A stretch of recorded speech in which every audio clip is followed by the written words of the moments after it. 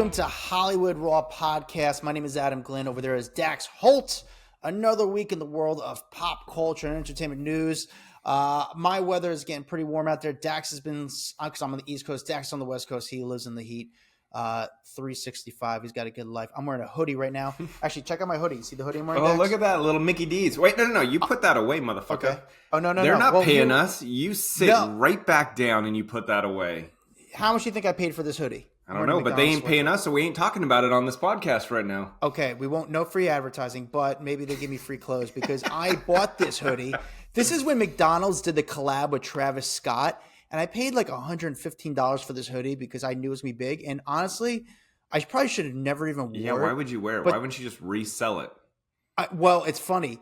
Every time I've worn it out, people stop me on the street. Mostly not on the street. Like and they're like, you're a dumbass that paid $115 for a sweatshirt? That says McDonald's on it? Possibly. I just love random clothes, and I think this is something I probably should never wear and just saved it. But I was like, I love this hoodie so much. I mean, it really is a sick hoodie. It's good quality. It's the Travis Scott collab. Then they ruined it when other brands or other people started doing collabs with like McDonald's and clothes. It just became oversaturated, so it lost its allure. Yeah. It's probably the most I've ever paid for a hoodie, too, by the way. I don't usually spend $115 on hoodies. I do sample sales, the best. All right, Dax.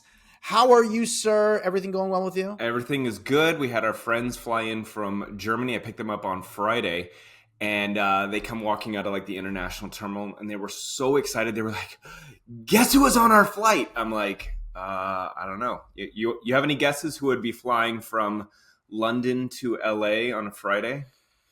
Oh, wait. I'm thinking Germany. I'm thinking like they're coming from Germany first, and then you're saying from London to LA. Yep. Because they obviously did a stopover at Heathrow, got on a flight, and I think they might have said he was actually on the doing the whole flight with him, but they saw him at London Heathrow. They got into the elevator with him, and keep in mind he's got to be a big enough celeb that they know him over in Germany. And no, it's not David Hasselhoff. Oh, I was going to say Robbie Williams. I'm going to say David Beckham. Nope. It was Gerard Butler. Oh, he's in New York right now. He flew from Germany. What is he promoting? He's got something going on because he's doing a bunch of press this week in New York. Damn, dude, that guy's all over the place. To go from Europe, fly to LA. I'm assuming he did something here, then get on a plane and go all the way back to New York. Ugh. Yeah. I ran into him, Gerard Butler. Very nice guy, by the way. I ran into him.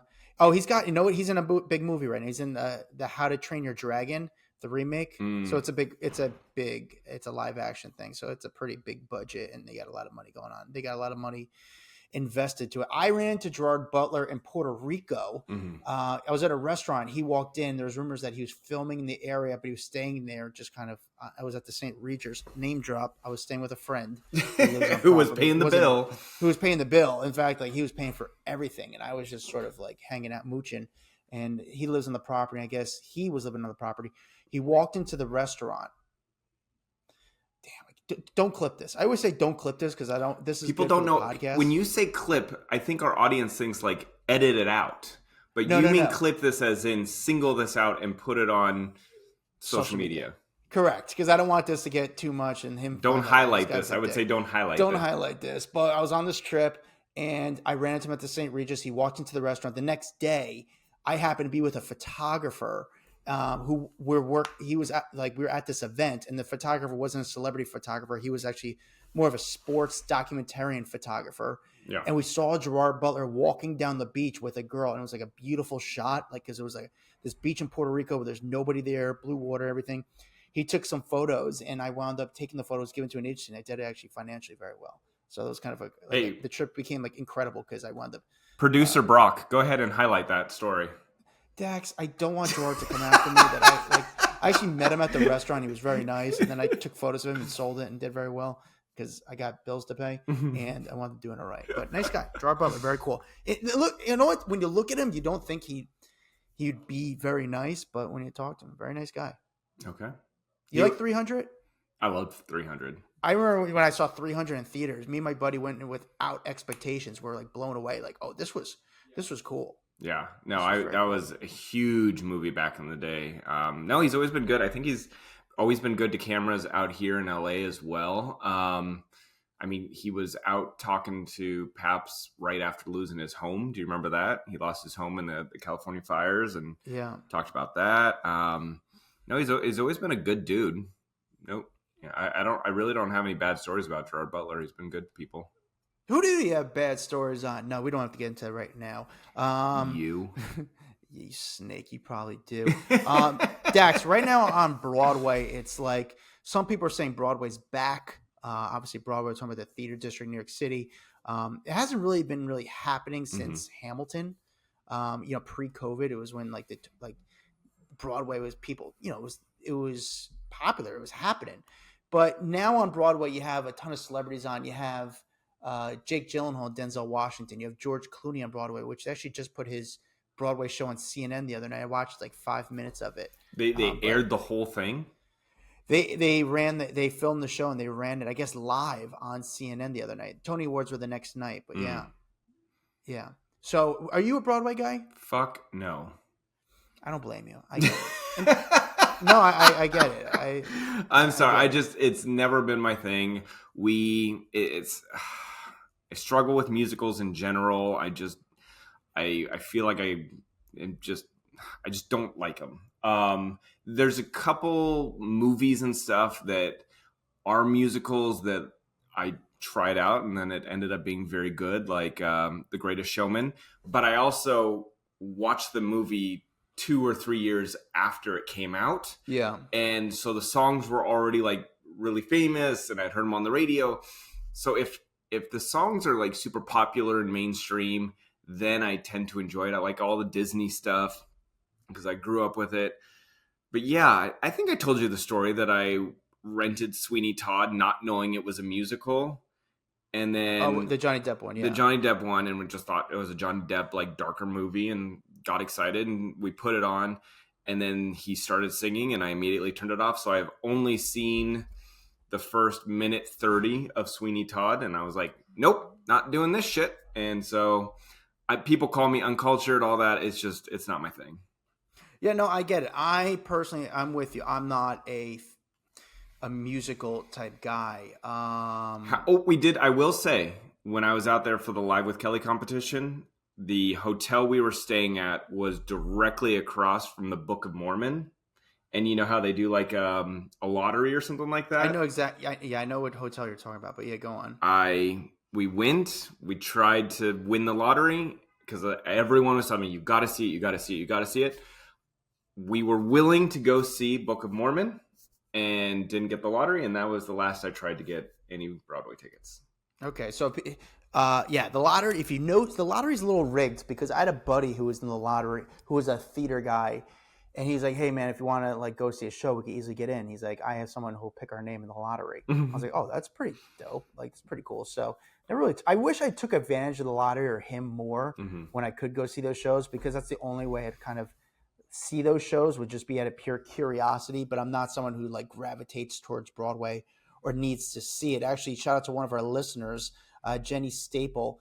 She actually reached out to me this week. She goes, "Hey, I was in New York and I saw a Broadway show, and I think the Michael Jackson show." She was saying, and Kobe Bryant's wife or ex-wife, whatever how you want to say it, his widow, Yeah, his widow. Vanessa Bryant, was there with her daughters at the show. I was like, oh. Actually, if I got that tip a little earlier, photographers would have been interested in that shot because you don't see Vanessa Bryant too often. But I'm not a Broadway guy, but this past week was the Tony Awards, which had some star power there. I mean, Oprah was there, Keanu Reeves was there, Bryan Cranston was there. You had some really big names. Again, like I was saying, Broadway's back now when you have people like Jake Gyllenhaal, Denzel Washington on Broadway, George Clooney on Broadway. And all 41 theaters are now open. This is the first time all the theaters have been open since the pandemic. And the box office at all these theater shows are actually doing really, really well. Attendance is higher than ever. And it's, I was just curious, like, why people, like, seeing a celebrity like a Denzel Washington, I think they're an Othello, are you more, would you, even though you know nothing about that play and probably the language they use is maybe a little outside or too smart for you, or maybe you don't understand, Dax. But would you want to go see a Jake Gyllenhaal or Denzel Washington on Broadway just to see him act, even though you know nothing or care nothing about the play? I don't know. Are the tickets for free? Am I paying for them? Let's say $250. Wait, I'm paying $250 a ticket? You're paying $250 a ticket No. to see Denzel Washington act. No. $150. No. Okay. No. You give me free tickets, then I will think about it. I'm not big into performances like that. So for me, no. You give me a free ticket, I'll go. Again, the craze around Hamilton, I'm like, okay, what is so exciting? I've listened to the soundtrack and I'm like, I still don't get what is so exciting about this play. No. Yeah. I will. You know what it is, though? Why all these actors are doing this is because you got to think all these people grew up performing at their high school plays. That's how they got into acting. That's how they became a thespian. That's how, so when you look and you're like, this is the true art form of acting where there is no cut. It is all live. You have to be the best version of your acting self for those 3 hours or whatever the hell it is. And I think they look at it as like true artwork and acting. And so if you can go from that and then you convert over to doing TV shows or movies in your professional career, and then you convert back to performing on stage, I think it shows that you are versatile, that you are a true actor at heart, and you can pull it off. Is there any way or any perspective, at least, that you might think that these people might be hurting in their professional career as far as on screen, that they have to do Broadway just to show that they still got it? No, because I don't think, as much as I don't care about Broadway, I don't think that it is a step down. I think I don't want to say a step down, but I'm saying their career might have took a step back, and they needed to do that to prove that they can act, they could sing, they could dance live on stage with no safety net. No, I don't think, because the way that you're phrasing it in regards to their career has slowed down would insinuate that Broadway is less of a platform, which I don't think it's less of a platform. I think that it utilizes a different acting muscle per se, but it's still, you can make a shit ton of money on Broadway. You can be very successful. I think you can't, again, it depends who you are. I wonder how much Clooney is actually making from his Broadway show. And listen, it's not $20 million like it is a movie. Trust me there. But I think that there's a lot of respect that you get out of it. And I think people do it more so for personal growth than because your career is stalled out. You know what I'm saying? I think they want to check that off their bucket list because everyone wants to be an EGOT winner and they want to walk away with their Tony and their Oscar and their Emmy and their Grammy, that, they want all those things. And so that's why they then step back into the Broadway spotlight. Broadway is a tough gig because you don't just do it for even 6 weeks, which is a lot, because you're doing a show practically every night. Mm-hmm. The only night you have off is Monday.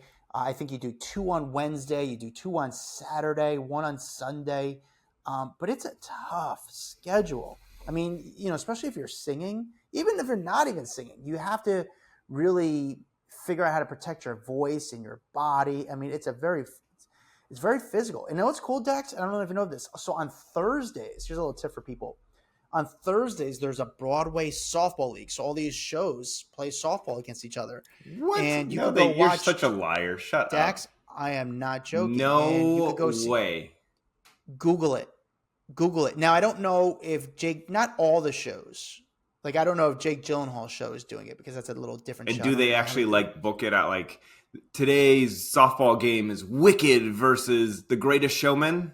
It's not really promoted. It's not really celebrated. It's more internally within the theater district. Mm-hmm. But they play at Central Park. So you could go see George Clooney play softball and there's nobody there. Because it's not an advertised event. It's kind of internal within the theater community.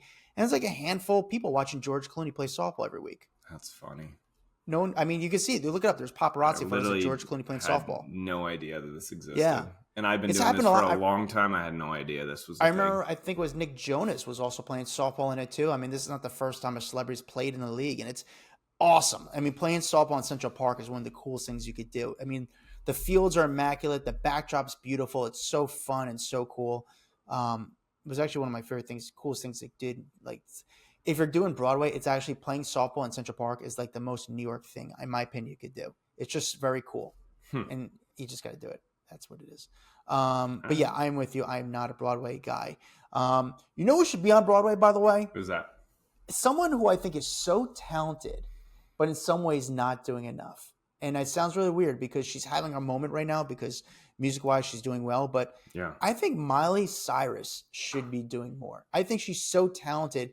And I guess she's an artist. She maybe wants to focus more on the music right now. But I don't know why Miley isn't acting more. I don't get it. I'm sorry. And I feel like she had said like I feel like she had said a while back, like acting, she wasn't as into it anymore because she didn't like playing the role of someone else because it would creep into her personal life. It was something to that effect that she liked acting, but she didn't like that it was a character, someone else. Like she likes who she is, and that's why I think she stuck to singing.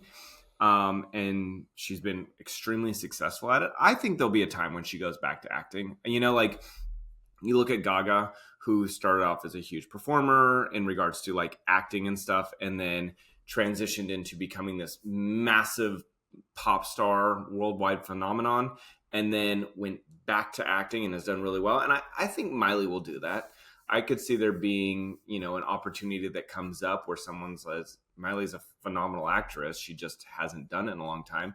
They'll tap her for it. I think she'll go for it. Maybe it'll be a Ryan Murphy type situation. I think he's the one that sees that talent in people and puts them in a spotlight that kind of like, you know, reminds people of how talented they are.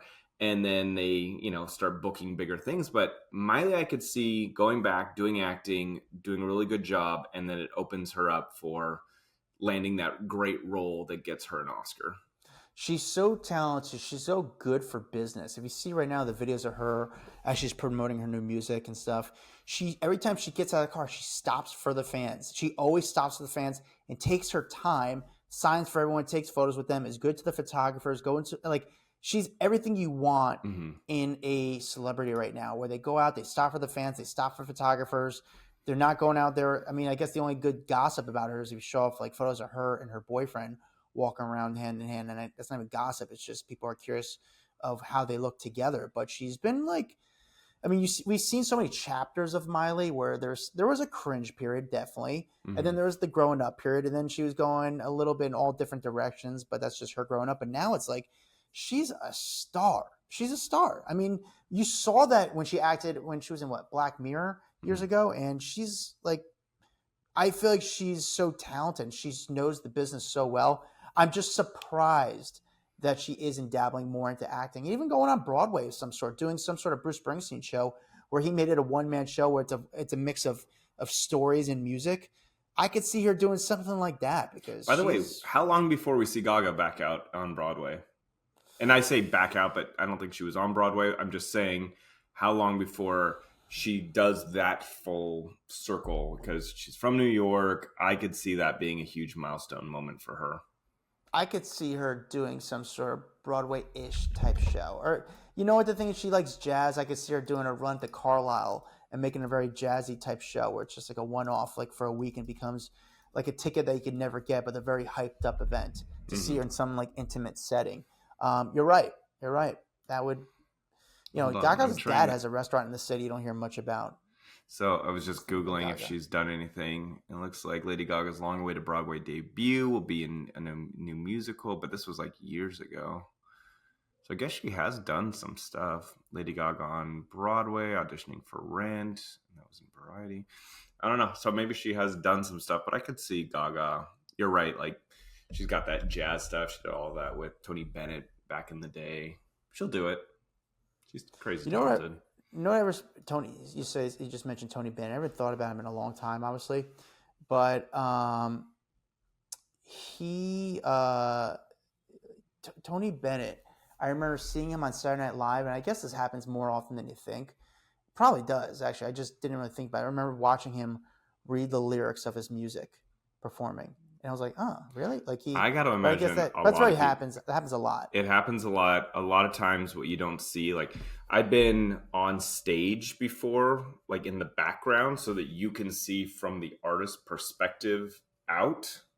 And they have these little TV monitors down on the ground that kind of look like speakers, but they're not speakers. They're actually TVs from the front. Yeah.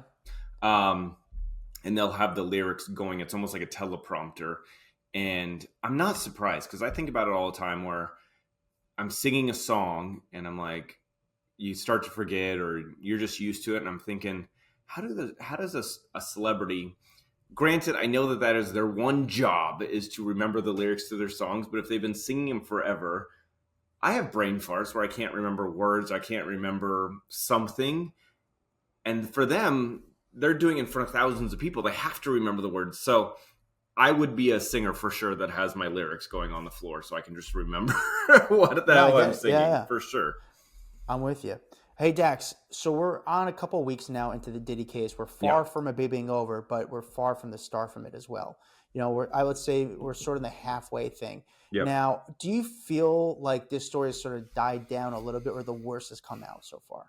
No, I feel like it's still going pretty strong. I feel like Friday's rundown, we were talking about still some salacious allegations coming through with him allegedly dangling her friend over a 17-story building. Cassie, obviously kind of talking about how she was scared for her life a lot. And she had, knives prepared in her apartment just in case he showed up. I think that they're still going strong on it. There's a without the visual element and without the live streaming, that is the reason that this court case doesn't have as much publicity, and that's why you might be feeling like it's dragging along. If there was clips being ran every day on television of what people were saying versus having to read it, people don't want to read, they want to be told or they want to watch. Yeah. So No, that is not happening. I feel like I'm my investment into this story day after day now has sort of died down a little bit. And it's like, I'll just follow up sort of towards the end of the week because there's nothing like crazy dropping, in my opinion. I mean, like people kept asking me, do you think Diddy's going to get out? Do you think he's going to get everything? I'm like, no, I think he's going to get something, just not as much as that's basically where I stand. I think he's going to get something, just not as much as people think. I really mean, just does think he ever get out of jail? It would be very different if this was televised. Correct. Lucky for him. Speaking of big cases, Dax, can you fill me in what's going on with Blake Lively and Justin Baldoni? Huge this week. Justin Baldoni, his lawsuits were dismissed against Blake Lively this week, which is a massive win. At least that is the way that the outlets are making it look, that this is a massive win for Blake and Ryan and the New York Times, because all of his claims against them have been dismissed. So the judge threw out the lawsuit that was filed by Baldoni and his Wayfarer Productions company. This all went down on Monday, and according to a bunch of legal docs that at least I know TMZ obtained, this was a huge blow to the Baldoni camp. So basically, Justin Wayfarer were suing Blake Ryan for $400 million and the New York Times for $250 million, alleging defamation over the article about the drama on the It Ends With Us movie set, right? I feel like that one has been pretty well documented. And that Baldoni alleged was a part of this like smear campaign against Blake. Well, Blake's claims, those are still intact against Justin, all right? And Justin has filed to dismiss those as well, but the judge hasn't ruled on that as of the time, at least, that we're taping. And the judge based his opinion on the finding that Lively had included her allegations in a civil rights complaint, and therefore she could not be held liable for the claims, and that the New York Times fairly relied on that complaint as the basis for the story. So Baldoni had said that the Times cherry-picked certain text messages and emails to frame him as a bad guy, but the court said that the Times reporting closely tracked her version of the events per her complaint. So he's saying, well, it all tracks out. So your lawsuit doesn't make sense. And the judge ruled that the Times reviewed the available evidence and reported perhaps in a dramatized matter, but what it believed to have happened. And the Times had no previous motive to favor Lively's version of the events. As for Reynolds, obviously Baldoni accused him of falsely labeling Baldoni as a sex predator, but the judge found that statement was also consistent with Blake's allegations in her complaint, and so Ryan Reynolds had no reason to believe that they were untrue. Therefore, the judge said that the comment couldn't form a basis of defamation claim. And so Blake's lawyers are very, very excited about this whole situation. They basically said the opinion is a total victory and a complete vindication for Blake Lively, along with those that Justin Baldoni and the Wayfarer parties dragged into this retaliatory lawsuit, including Ryan Reynolds, Leslie Stone, and the New York Times. Sloan. Leslie Sloan. And as we have said from day one, this $400 million lawsuit was a sham, and the court saw right through it. I will tell you that Baldoni's team, at least what I am reading online, they are saying that this was expected, that this is that basically he did this without prejudice. So when they dismiss a lawsuit without prejudice, that means that it can now be refiled in the proper way. And if it was filed with prejudice, then he wouldn't even be able to refile it.